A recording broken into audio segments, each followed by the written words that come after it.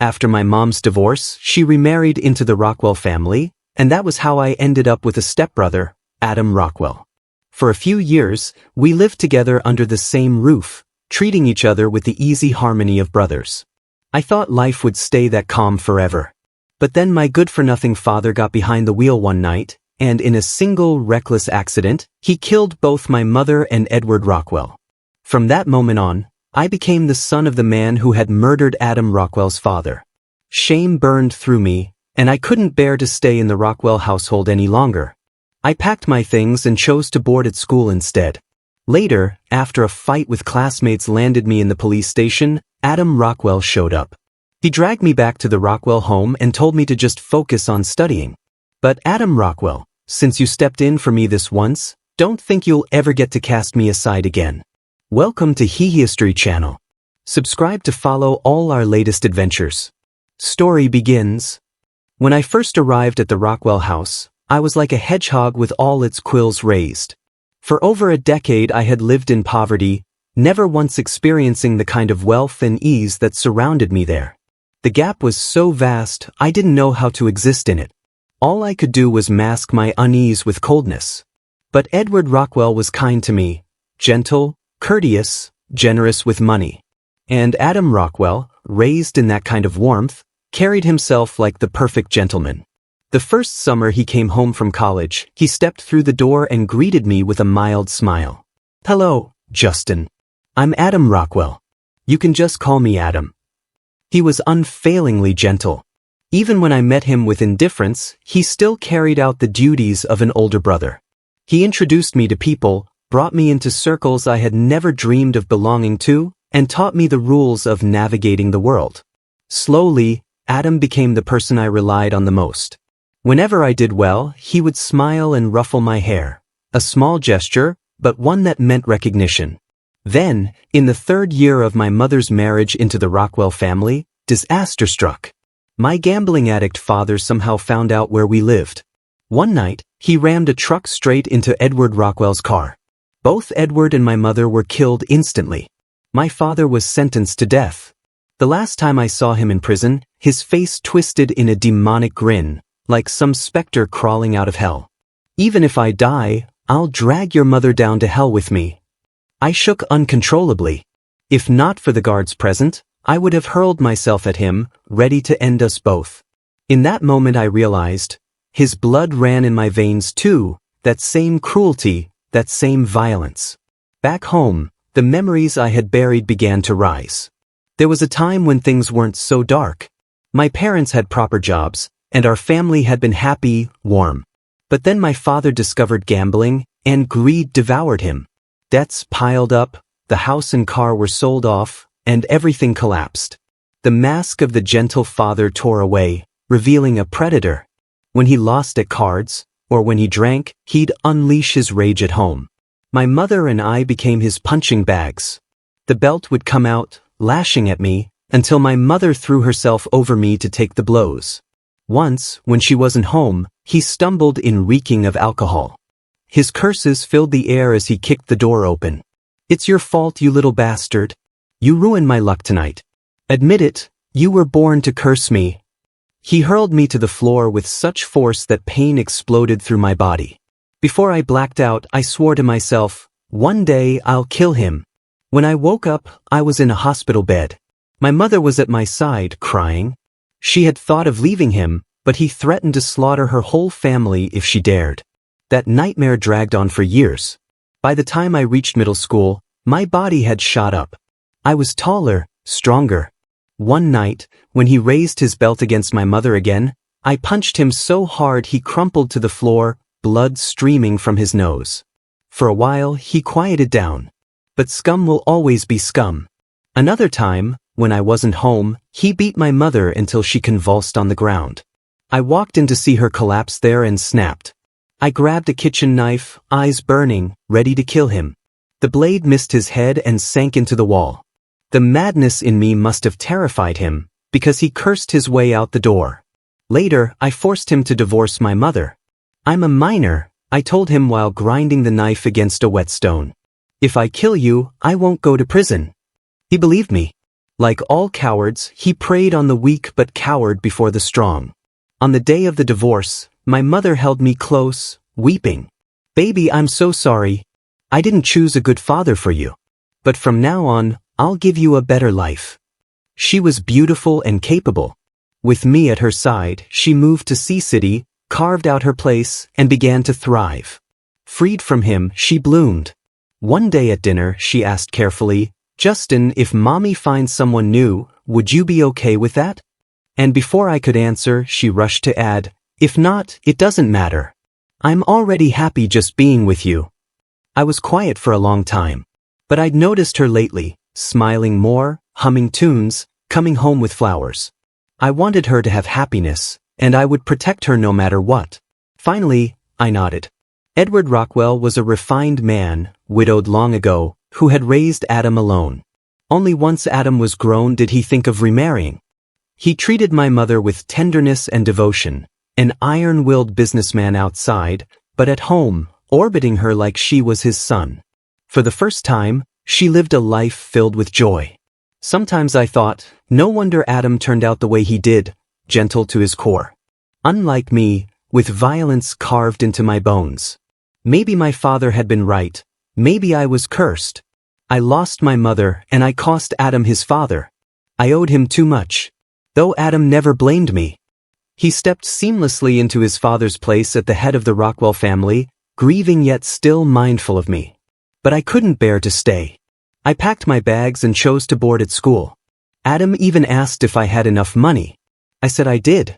The allowance Edward had given me was more than enough to last until college. In my heart, I vowed that once I earned my own money, I would repay every cent to Adam Rockwell. Because the truth was, after my mom and Edward died, Adam had no obligation to me at all. But he still cared. Because Adam Rockwell was a good man. My days at school drifted by without much color. I had just turned 18, a senior with exams looming, and everyone else seemed buried in their studies. But then whispers spread. People learned I was the son of a murderer. Parents told their children to stay far away from me. I kept my head down, eating alone, studying alone, trying not to brush against anyone else's life. Every school, though, has its pack of idlers. They found joy in taunting me, tossing out "little killer" and other uglier names as if it were a game. I ignored them, walked away in silence. My indifference only seemed to make them angrier. One evening after class, they cornered me in an alley. Said I was too arrogant. Said I needed to be taught a lesson. Fists and kicks rained down, and with each blow, old memories clawed their way back to the surface. Instinct took over. I fought back harder and harder. Someone must have called the police, because soon a voice cut through the chaos. "Don't move." Sirens, uniforms, cold hands dragging us apart. At the station, the other boys' parents rushed in, weeping over their son's bruises before turning their fury on me. As expected from a murderer's son. Beating classmates at such a young age. He should be expelled immediately. "Officer, you must uphold justice here." Their words stabbed at me, each one leaving a hollow ache. Maybe I really was rotten through. I sat silent, numb. There was no one in the world who would stand for me. Just as despair threatened to drown me, the door opened. Adam Rockwell walked in. He wore a perfectly cut suit, fresh from some meeting, his hair neat, his entire presence radiating wealth and authority. His very appearance silenced the room. "Good evening, officer," Adam said evenly. "I'm Justin Sherman's guardian." The officer briefed him on what had happened. Adam frowned. "Is there surveillance from the scene? They claim Justin assaulted them, but first, he was outnumbered.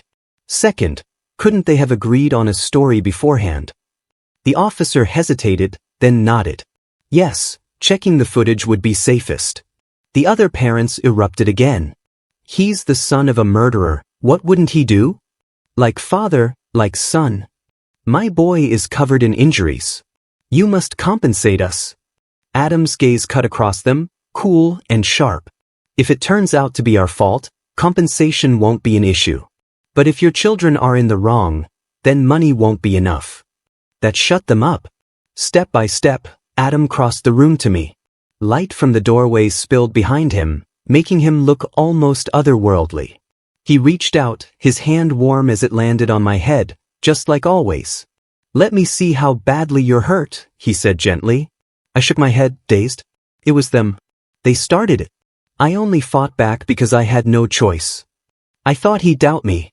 Instead, he murmured, "I know," and that simple faith nearly undid me.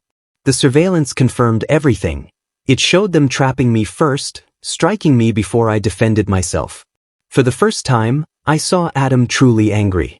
His voice rang out, cold and fierce. "We will pursue this matter to the end." By the time he hauled me into his car, my anger had drained into shame. I muttered, "Thank you." He took me back to the Rockwell house, insisted I stay. Exams were close, I needed stability. He brought out a first aid kit, ready to treat me himself. But when he lifted my shirt and saw the web of old scars across my body, his face froze. His voice, tight with grief, asked, "They did this to you?" I shook my head. "No. It was from before.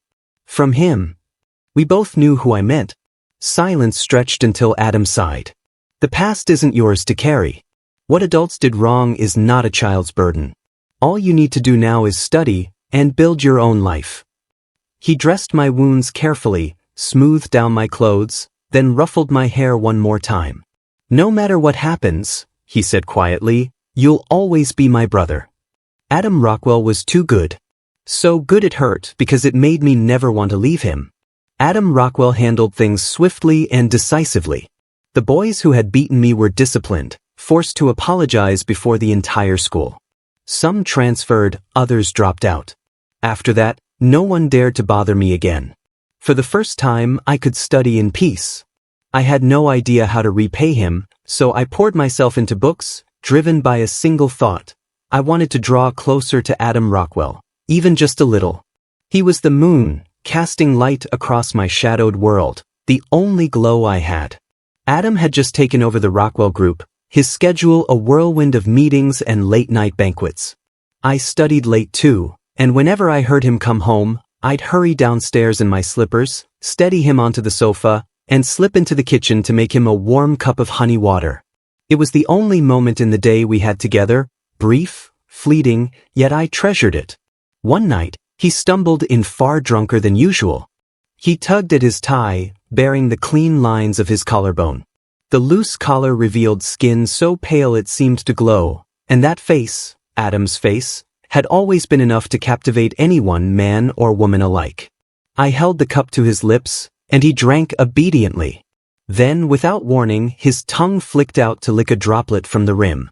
My cheeks flamed at the sight. Adam was a temptation I had no defense against. Supporting his slender waist, I guided him upstairs, laid him gently on the bed, and pulled the blanket over him before retreating. But that night, I couldn't sleep. The image of his tongue brushing the glass replayed over and over until it bled into my dreams. Only in the dream, it wasn't the cup he was licking. The next morning, bent over the sink washing my underwear, the realization struck me like lightning. I was in love with Adam Rockwell. Final exams arrived soon after. When the last paper ended, I rushed out of the hall and spotted him waiting at the gate, a bouquet of flowers in his arms. In casual clothes, he looked no different from a college student, and I noticed how the girls around us sneaked glances at him, pretending it was nothing.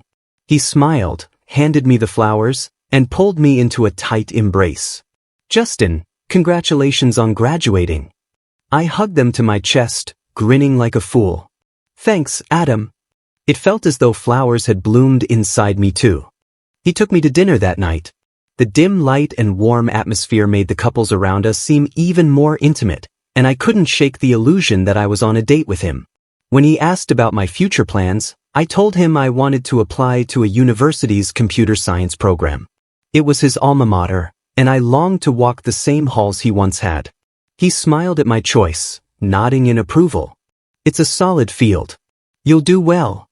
Then he shared stories of his own college days, complaining about the sweltering summers without air conditioning. My heart pounded at the nearness of it all. That summer, I insisted on taking care of him. At first, he refused, but when I looked at him with wounded eyes and whispered, "Adam, am I really that useless?" "I just want to repay you," he caved. Aunt Susan was sent on leave, and the household became my responsibility. There were plenty of mishaps at first, burnt eggs, a ruined suit, but I learned quickly. I memorized all his preferences. Adam liked cheeseburgers but never lettuce, fried chicken wings but not grilled, and he avoided fish just to skip the trouble of bones. Every detail I stored away like treasure. On days he worked himself sick, I rode my scooter to his company, lunchbox in hand. Ben always teased, "Here comes the little repayment boy," only to earn a glare from Adam, who sat obediently under my watch, eating his food. He ate with such quiet elegance it made my chest ache. In my care, Adam's frame filled out, his sharpness softened with health. When exam results were released, my efforts were rewarded. I had been admitted to a university's computer science program. I couldn't wait to tell him face to face. But that night he didn't return until late. It was Ben who dragged him in, drunk beyond reason. "Those old foxes wouldn't stop pushing drinks on him," Ben muttered. "He overdid it. I'll leave him to you." Adam had never had it easy. With Edward's sudden death, he had been thrust into the center of the storm, a young man steering a giant corporation while circling vultures bared their teeth. Yet he never once complained to me. He only shielded me always. This time, drunk, he seemed softer, fragile. He slumped into my arms with such quiet docility that the urge to claim him almost overpowered me. I carried him upstairs, laid him on the bed, and fetched a damp towel. One button at a time, I opened his shirt, my ears burning. His collarbones gleamed, his torso sculpted with lean muscle, his skin flushed pink from alcohol. My breathing grew ragged as I wiped him down. When my gaze fell on his lips, glossy with moisture, I lost control. I kissed him. His mouth tasted of wine and something sweeter. He gave a faint, muffled sound, like a sigh, before I broke away in a panic. Thankfully, he was too far gone to wake. Still, terror clawed at me. If he ever knew how filthy my heart had become, he might cast me aside. And Adam was all I had. The next morning, when he came downstairs with swollen lips, he muttered absently, "Must have been eating too much spicy food lately." My ears burned red as I hid in the kitchen, hastily setting a bowl of mung bean soup in front of him. Later, when I told him I'd been accepted into a university, his face lit up. He ruffled my hair, his voice brimming with pride. "Justin, that's incredible." That single praise set my heart spinning, somersaulting in joy. But it wasn't enough. Not yet. Because one day I wanted to stand at his side, not as someone who owed him everything, but as someone worthy of him. On the first day of the semester, Adam Rockwell drove me to my dorm.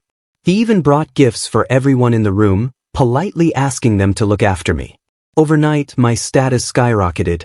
I was suddenly the dorm leader, the kind who did all the chores.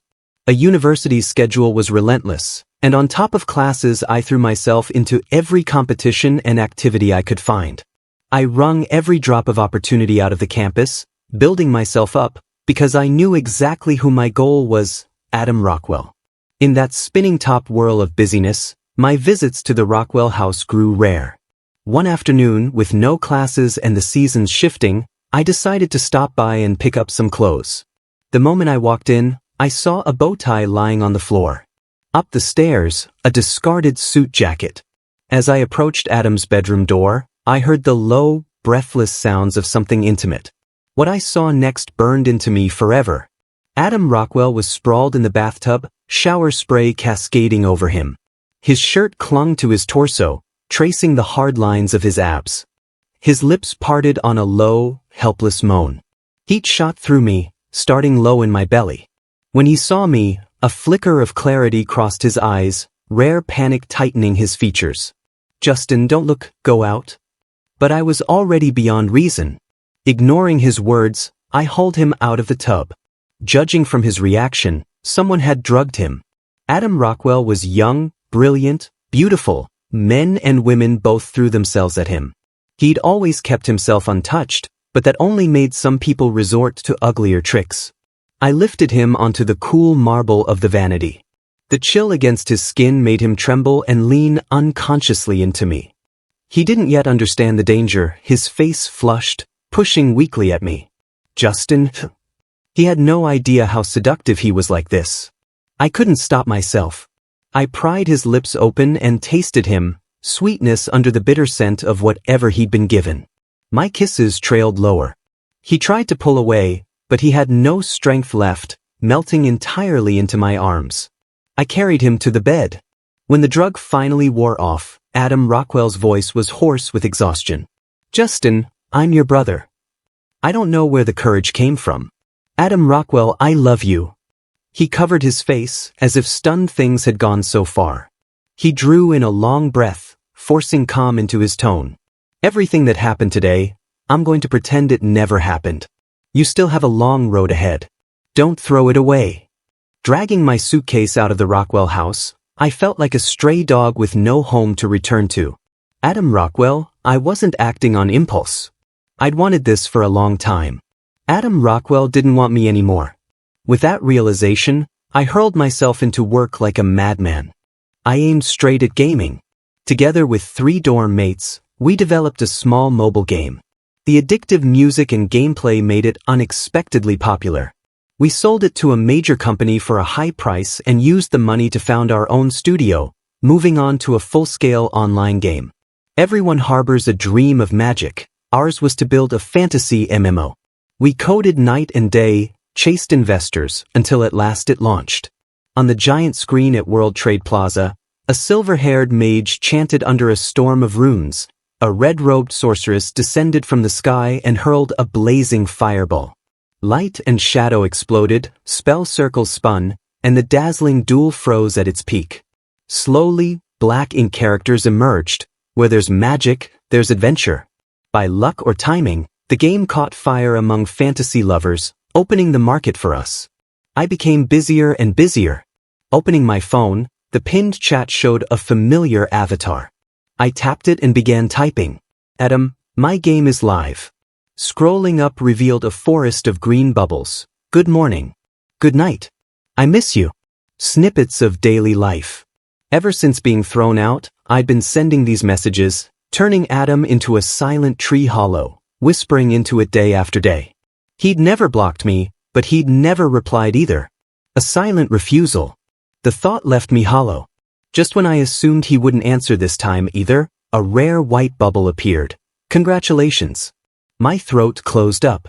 I nearly cried, instantly sending a voice message, my tone sticky with longing and smallness. "Adam, you finally replied. I miss you so much. Can I see you?" This time, Adam Rockwell didn't respond. I changed my profile picture to a crying puppy. By senior year, our game studio had already grown into a company with a real presence in the industry. My roommates were brilliant techies but hopeless at dealing with people, so I became the executive CEO, holding the largest share. Just as my career was taking off, the Rockwell Group was hit with a serious crisis, its cash flow on the verge of collapse. The news left me frantic. I rushed straight to Adam Rockwell's company, desperate to see him. But at the entrance, I froze. Adam stood with a beautiful young woman, talking and laughing. My feet felt weighted with lead, my chest splitting with a sharp ache. For the first time, a thought I had never dared to face came crashing down. Perhaps my love for Adam Rockwell was nothing but a burden to him. Without me, he could marry someone he loved, have children, live a happy life admired by everyone. My self-righteous devotion might be nothing more than an inconvenience, one he was too kind to throw back in my face. My vision blurred. I stumbled away, unwilling for him to see me broken, unwilling to intrude on his date with the woman he cared for. Before coming, I had already arranged things with my roommates. I mortgaged all my shares in the company and instructed our finance officer to transfer the funds directly into Rockwell Group's corporate account. Looking back, perhaps this money was my apology. Adam Rockwell, I'm sorry for loving you without permission. I've given back everything you ever gave me. Now I have nothing left. The moon was never mine. It only passed, briefly, through my sky. I wandered into a bar without hesitation, ordered 2 full cases of liquor, and began drinking glass after glass. Each burning swallow slid down my throat without pause. I wanted the alcohol to scour my mind clean, to erase every trace of him. The crowd eventually thinned, leaving only the last dim light as the bar prepared to close. Noise, I realized, was always temporary. I felt like a stray dog, abandoned and pitiful. I had always believed that as long as Adam Rockwell existed, I was not truly alone. But soon, even he would no longer be mine. On the day he married some radiant bride, I would have to step aside and disappear. "Sir, wake up, we're closing now." The waitress gave me a professional smile. "I'll go now." I staggered to my feet, fumbling for my phone, only to find the screen black. It must have fallen and broken when I'd run out earlier. "I think my phone's dead," I explained quickly, worried she'd think I was skipping the bill. "Could I borrow yours? Just to call a friend to pick me up." She didn't argue, just handed me a phone from the counter. "Here you go." There weren't many numbers I had memorized. Adam's was one, but I couldn't call him. So I dialed one of my roommates. "Fatty, I'm at a bar, drunk. Stay put, man, we're coming." He happened to be working late at the studio. Hanging up, he shouted to the others, "Guess what? Justin's actually drunk. He must be drinking for love, huh? You know he's the guy who can usually outdrink an entire table and still walk us all home one by one." They all reacted with exaggerated shock, and then decided they had to see it for themselves. To their credit, they arrived before closing, paid the tab politely, and bundled me into a car. The moment I saw them, the last thread of control in my brain snapped. Reeking of alcohol, I slurred, "Adam? Adam Rockwell?" They exchanged looks, then smacked their foreheads. Of course. The safest thing would be to drop me back at the Rockwell estate. When we arrived, I thought I was dreaming, back again at the place I longed for most. I pressed my fingertip to the lock and the door clicked open. But in the living room sat Adam Rockwell, his face shadowed, expression unreadable. Sensing the atmosphere, my roommates hurriedly deposited me inside and fled. "Adam, Justin's drunk. He's in your care." I swayed on unsteady legs until Adam rushed over to catch me. I clung to him, refusing to let go, babbling out all the fears I had hidden deep in my chest. "Adam, you don't want me anymore, do you? Adam, I'm so sad. Adam, I'm sorry. I love you, I'm sorry." Before I could finish, a pair of warm lips pressed against mine. Adam Rockwell's kiss stole my breath. For a second, I thought I must be dreaming. But instinct made me lean in, tasting him, chasing the wet heat of his tongue until neither of us could breathe. It wasn't enough. I wanted more, needed to prove he was mine. Pressing him beneath me, I whispered hoarsely, "Adam, I want you." I had braced for rejection. Instead, his long legs wrapped around me, pulling me closer. And then the world dissolved into heat and shadows, into breathless gasps and tangled limbs, into a night where every line between us finally shattered. When I opened my eyes the next morning and felt the warmth in my arms, it struck me that last night hadn't been a dream at all. Beside me, Adam Rockwell was still fast asleep, his skin marked with faint, lingering traces of what we had done. Outside, rain pattered against the windows. I thought to myself that perhaps the most beautiful thing in the world was waking in a rainy morning, holding the person you love. Through his actions, Adam had shown me, he hadn't cast me aside. He loved me too. By the time he stirred awake, I'd already set the table with breakfast. Mischief tugged at me. I scooped him up, his ears flushing red, and pressed a long kiss to his lips before carrying him to wash up. At the table, I couldn't resist resting my hand on his waist, kneading gently to ease the soreness there. Around Adam, all my restraint slipped. Even when he cried out for mercy, I couldn't stop myself.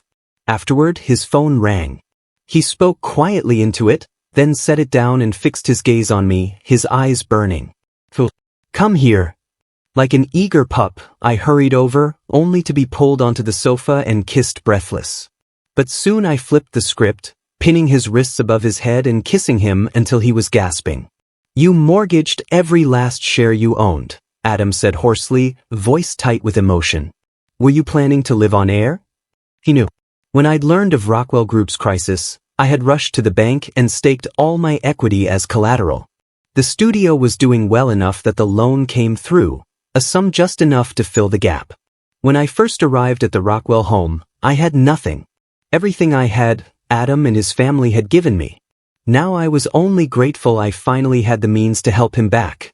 Adam, I never had anything. I only have you. My love for him had never been hidden. With the crisis resolved, both of us finally breathed easier. And from then on, our life together began. Two men, bound as one. Sometimes that meant Adam pressed against the great glass windows, shivering with embarrassment even though no one could see in, while I teased him in a low voice. Be good. Call me your husband. Extra, Adam Rockwell's perspective. The summer of my sophomore year, when I came home from college, I met my stepmother and the boy she'd brought with her. They were beautiful, mother and son, each in their own way. Out of courtesy, I offered a smile, showing the good manners I had been raised with. His mother was gentle, but the boy, Justin, bristled like a small animal, all prickles and defensiveness. He reminded me of a neighbor's samoyed, baring its teeth though everyone could see how harmless it really was. And I'd always had a weakness for teasing small creatures. So I tried to draw closer, taking him out, introducing him to people, slowly pulling him into my circle. One night at a banquet, I saw a few spoiled heirs circling him, mocking.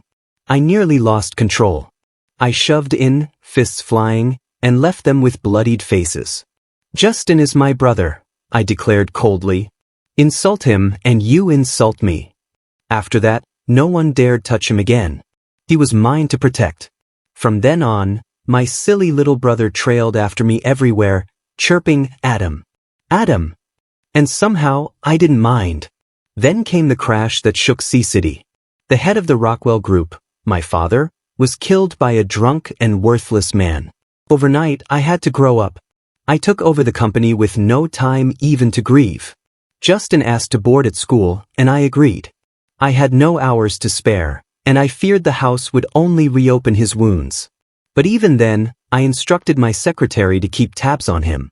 I spoke to his principal and teachers, making sure they knew he was to be looked after. Until the day the police called, I had believed he was safe. When I learned he'd been bullied, my anger nearly consumed me. I used my power to make sure those boys would never forget the consequences. Back home, treating his injuries, I saw the scars crisscrossing his body. Only then did I truly understand the childhood he had endured. How had someone so small survived such torment? Children should never bear the weight of adult sins. To me, Justin was family, my only true family. When did that change? When did my gaze linger too long? The little pup blossomed into someone striking, his eyes blazing with a fire I couldn't ignore. Pinned against the vanity that night, I felt the truth strike me. I wasn't recoiling. I was secretly thrilled. Wanting. Had it begun with the honey water he made for me late at night? The apron tied around his waist as he cooked? Or simply the beauty he inherited from his mother, that wide-shouldered, narrow-waisted form? But I still forced myself to drive him away, masking it with anger. Justin was exceptional. His life stretched far ahead of him. I told myself he was only confused, blinded by attachment, and my duty was to steer him back onto the right path. So I grew cold. Even as my heart betrayed me. Justin was shining brighter with each passing day at a university. He had already created a viral minigame, and now he was moving on to building an online RPG. The only thing I could really do was quietly smooth his path, lending a hidden hand whenever he needed funding. What never changed, though, were the messages that arrived on my phone every day. His affection didn't feel like a passing whim. Then the old foxes in my company set a trap, and one of Rockwell Group's projects suddenly faced a broken capital chain. For a moment, I considered solving it through marriage. The eldest daughter of the Smith family was desperate to escape her family's grip. But when I sat across from her, I changed my mind. I couldn't treat marriage as a transaction. It wouldn't be fair to Miss Smith. On my way downstairs with her, I caught a glimpse of Justin in the corner of my eye. His expression froze, then he stumbled back, bolting into the street so recklessly he nearly collided with a car. Panic jolted through me. I chased after him, but he vanished into the sea of people. Back home, I ordered men to search while I sat by the phone, dialing his number again and again. It was off. No matter how many times I tried, it wouldn't connect. The wall clock ticked steadily, the night stretching longer, darker. Regret gnawed at me. Maybe I never should have pushed him away in the first place. If anything happened to Justin, relief didn't come until his roommates dragged him back, drunk and disheveled. My chest finally eased. In the hours I'd spent waiting, my mind had spiraled through 1,000 thoughts. I realized I was willing to give up anything so long as Justin could smile. Even if one day he grew tired of me, I would still remain behind him as his brother, quietly keeping watch. That night, the heartbroken drunk pressed his lips to mine. And I, unable to resist, wrapped my legs around his waist. Justin, everything I am is yours. The next morning, when finance called to tell me what he had done, I was both furious and stunned. Furious that he had mortgaged his own future like it was nothing. Stunned and secretly elated by the raw, unflinching depth of his love. And I thought then, perhaps the most beautiful thing in this world is when two hearts finally beat in unison. The end. Thanks for stopping by. Subscribe and hit the notification bell so you don't miss out on any new videos.